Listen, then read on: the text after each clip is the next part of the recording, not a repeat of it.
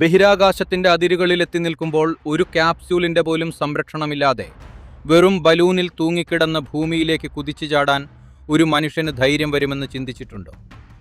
ചരിത്രത്തിലെ ഏറ്റവും ഉയർന്ന സ്ഥലത്തു നിന്നുള്ള ഫ്രീ ഫോൾ ജമ്പ് എന്ന ഔദ്യോഗിക ഗിന്നസ് വേൾഡ് റെക്കോർഡ് അലൻ യൂസ്റ്റസ് എന്ന അമേരിക്കൻ എഞ്ചിനീയറുടെ പേരിലാണ്.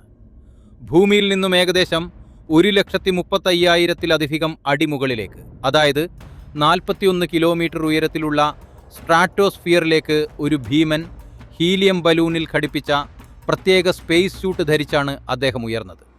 അവിടെ നിന്നും താഴേക്ക് കുതിച്ചു ചാടിയ ഇദ്ദേഹം വായുവിൽ മണിക്കൂറിൽ 1300-ലധികം കിലോമീറ്റർ വേഗത കൈവരിച്ച് സ്വന്തം ശരീരം കൊണ്ട് ശബ്ദത്തിൻ്റെ വേഗതയെ മറികടന്നു.